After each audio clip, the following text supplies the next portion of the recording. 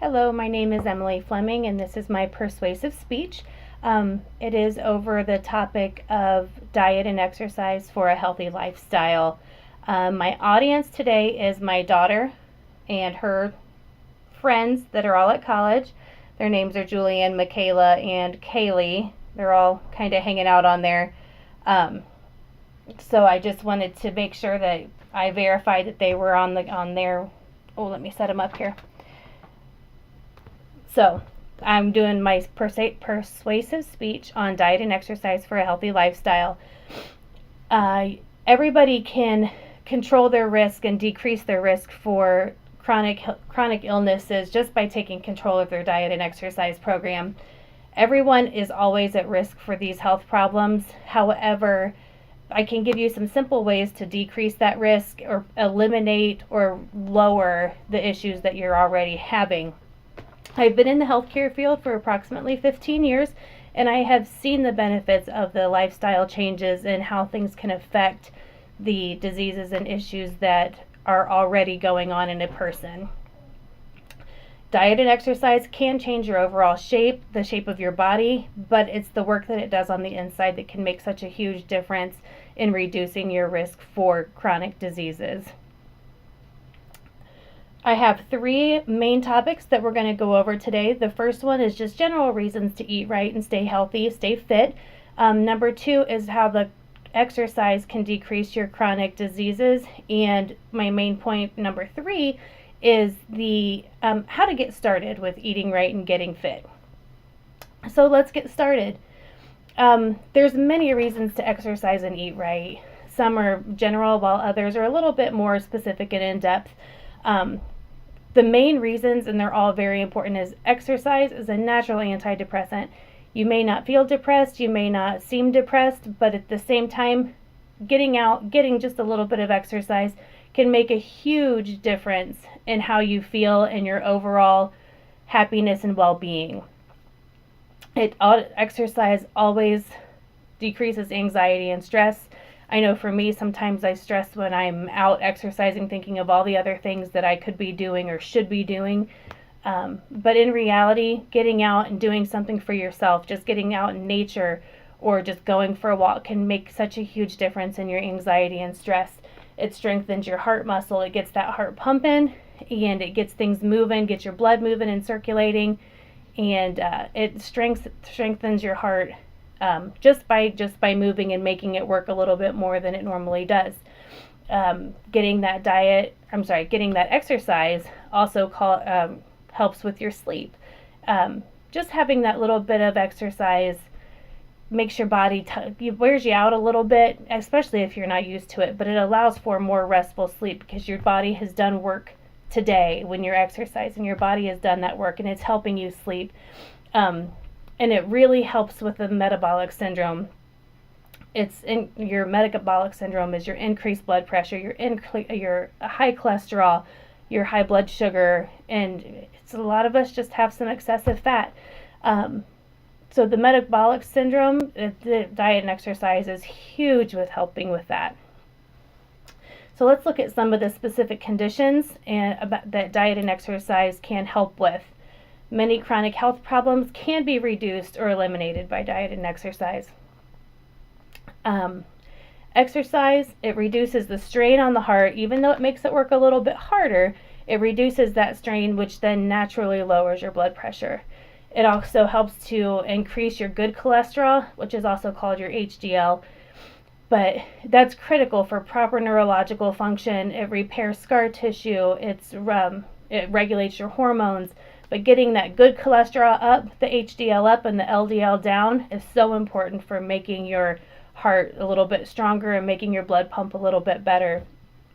Exercise and decreased weight can overall improve your overall blood circulation. You want that blood to keep moving because then that reduces your risk of blood clots, which then reduces your risk of stroke and heart attack, which are huge issues right now. I've seen so many patients with strokes and heart attacks, and they just keep that blood pumping, keep your blood moving, and keep it nice and thin, and it helps with that so much. Also, your activity can stabilize your blood sugar. blood sugar can be affected by so many different things. It can go up, it can go down depending on your diet, depending on how much you move. But your diet mainly is the thing that's going to keep that controlled. But if you have the correct activity, the correct diet, you can stabilize that, and it can reduce your risk for getting diabetes, but it can also reduce or control what you already have going on. So if you're a little bit overweight, you don't move around a whole lot, and you don't have a great diet, then you are at a higher risk of diabetes. Or if you've already been diagnosed, just moving around, watching what you eat, keeping things in a set pattern can help lower what you've already got going on and get your blood sugar back into a more regulated state. So how do you get started with diet and exercise? It is not easy. I know that from personal experience, and I've seen people who have struggled with it on their own. But the following are just some simple things that we can do just to get started with this healthy lifestyle. And it can be really exciting, because once you've made your decision to start changing your diet and getting more fit and getting more active, and you start setting those goals, it can be very active. You just have to do it right.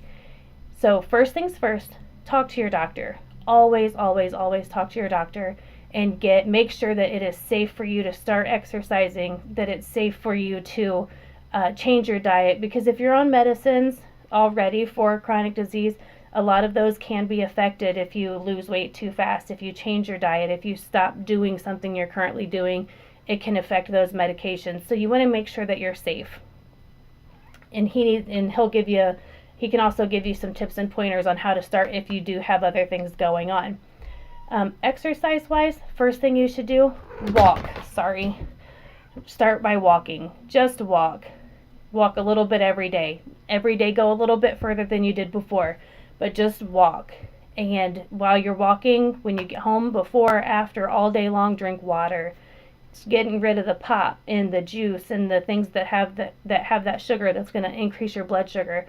Start with water. It's hard, but it is so helpful. You won't believe how your body can change just by switching over from the pop and the juice and things like that to going to water.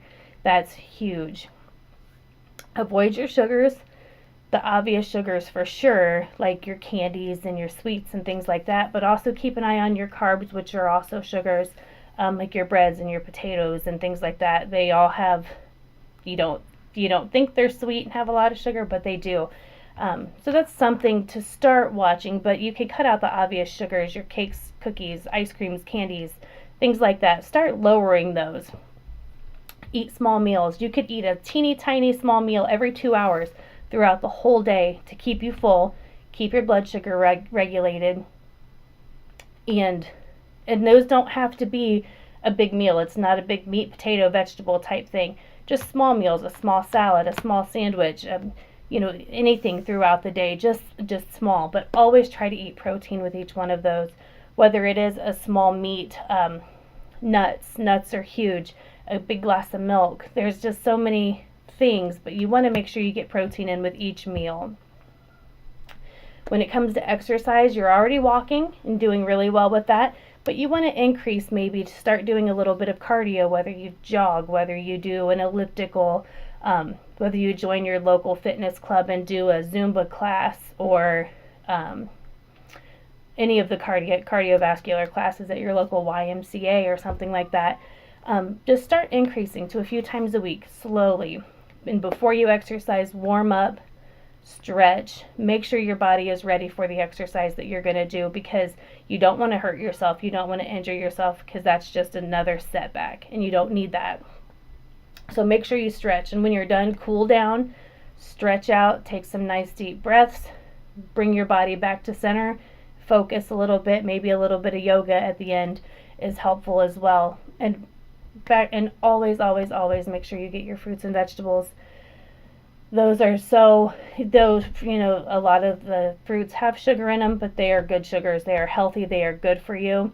Fruits and vegetables are huge. So fruits, vegetables, protein, huge. And they'll make a huge difference in how you feel, how you look, and what's going on inside of your body. It does seem like a long road, and you may not see the results you want to see right away. It takes time, it takes focus, and you just have to be ready because it's a lifestyle change. It's not a diet, it's a lifestyle change. So make sure that you talk to your doctor. We've discussed the basic and reasons to get fit, to watch what you eat. We've discussed the more specific reasons and the specific chronic illnesses that can be affected by just simply changing your diet and exercise. And we've also discussed how to start getting fit, how to start eating right, how to start a lifestyle change and not another diet that's just gonna crash and burn at the end. So there's really no reason why we can't see a decrease in these chronic diseases. It's just everybody needs to get on board. So talk to your friends and family. If you know people that have some of these chronic illnesses and they really need to start working on things, talk to them, work with them. If you're doing really well yourself, but you have somebody who's struggling with a blood pressure, diabetes problem, work with them. Go to a fitness class, hang out with them, go out to eat and get salads, or nicely remind them to get a glass of water instead of that cup of Coke. So, we can all live happier and healthier together if we just work together, focus on each other, focus on ourselves, and wanting the best for ourselves and for our bodies. So the Bible says, since the Master honors you with the body, honor him with your body. That comes from 1 Corinthians 6, verse 13. Honor him with your body. Honor yourself with your body. He gave it to you to take care of. He entrusted you with it. God has given you this great gift, and he wants you to take care of it. So take care of it. It's your temple. Love on yourself and take care of yourself. Thank you so much for your time and attention. Have a great day.